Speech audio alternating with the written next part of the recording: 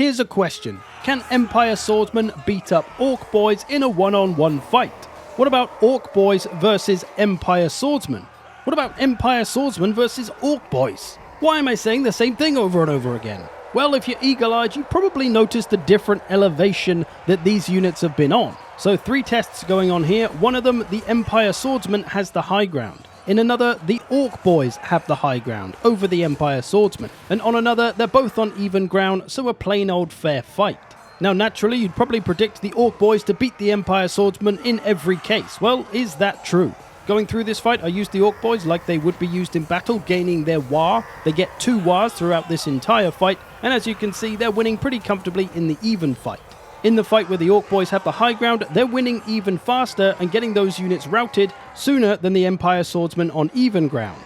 So you see here the disadvantaged swordsmen are now breaking and running away. The Orc Boys have won, while the ones on flat even ground are still going. They're still hanging in there. It's not until the second War comes in do these 2 units start to crumble and run away as well. So not a huge difference, but the ones on even ground did go considerably sooner.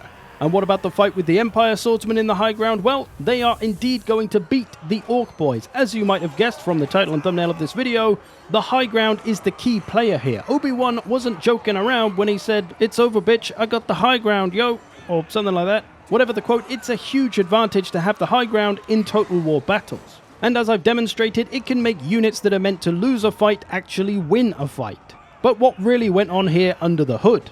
Well, a unit that has the high ground advantage will enjoy up to an extra 30% damage done by every individual model in the unit, depending on how high they are above the unit they're about to strike, with a difference of 1 meter. So if you're 1 meter above the unit you're going to strike, the enemy you're going to strike, you will do 30% damage. If you're only half a meter, you'll do 15, or anywhere in between, right? You get the idea? So most of the time you might only be getting 15 or 20% extra damage, but that's still a lot and will still add up over the course of a fight. But wait, there's more. The unit that is disadvantaged and has the low ground will actually be doing up to 30% less damage than they normally would on even ground. Again, it's dependent on the height between the 2 models, which will determine how much of an effect there is. So these 2 30% numbers are nothing to scoff at, and they did allow the Empire Swordsmen to endure 2 Orc Boy Wars and beat them, thus demonstrating the power of the high ground in melee. But this also applies to the ranged game as well. And we can see the effects of it here with this little test, Thunderers versus Handgunners. Now, Thunderers naturally are going to win this fight. They've just got more armor, they're a bit tougher, more staying power,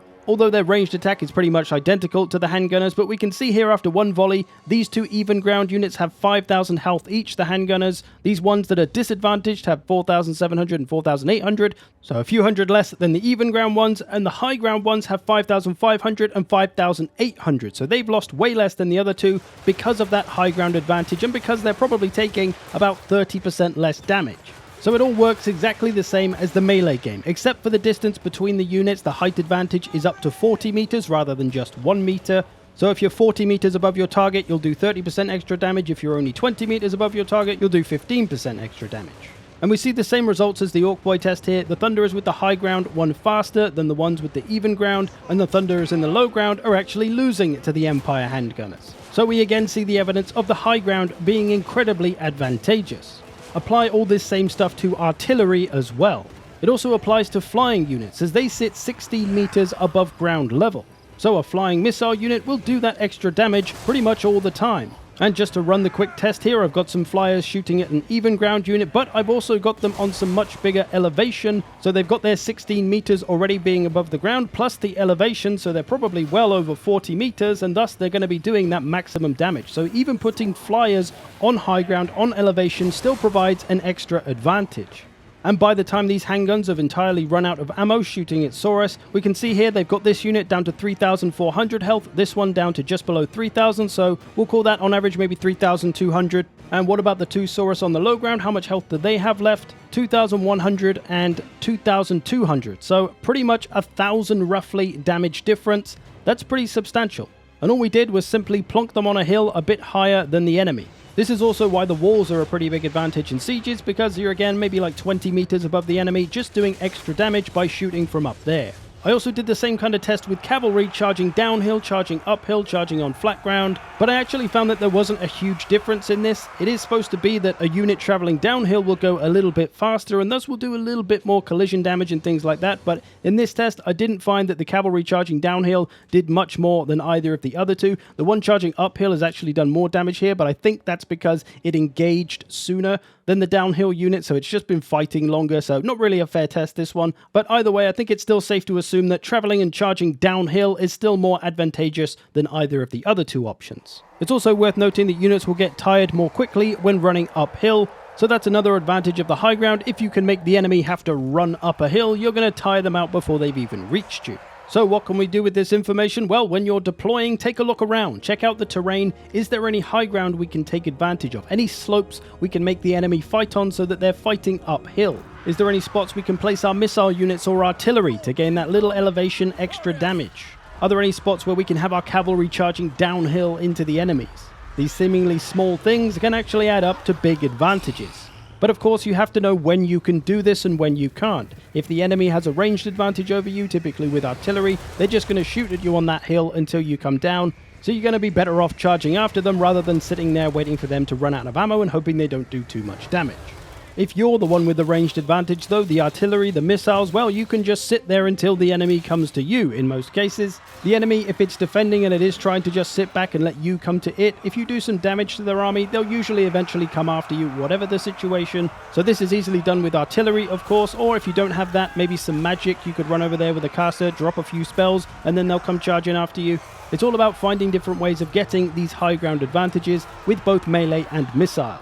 And there are some maps that are exceptionally good for this kind of play, taking that high ground like this one. You see we've got these little kind of platforms aiming down on this little valley that all the enemies are running into. This kind of stuff can be exceptionally powerful for your missile units specifically if you can get them raining down from that extra height.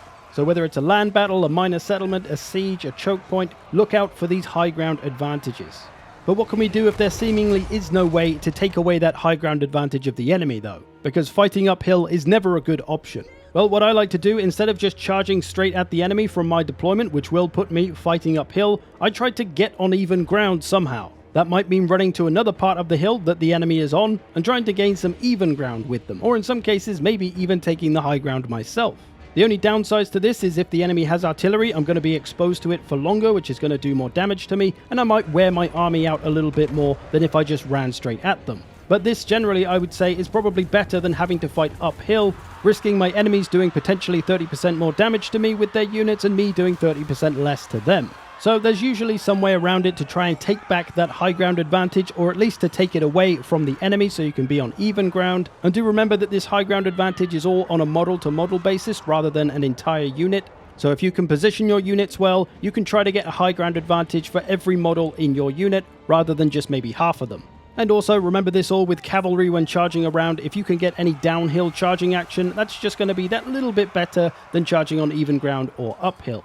And one last note that doesn't really matter that much, but any unit with Strider won't actually get that 30% reduction to their damage if they're fighting uphill. That's one of the benefits of Strider, but honestly there aren't that many units with Strider, so it's not really a huge thing to think about. But there we go. Remember what Obi-Wan taught you, the high ground is incredibly advantageous. Take it where you can. I hope you've enjoyed this. Thanks for watching. If you want more Total War tactics, I've got a playlist right here. Thanks to all the beautiful patrons who support this channel. I will see you in the future.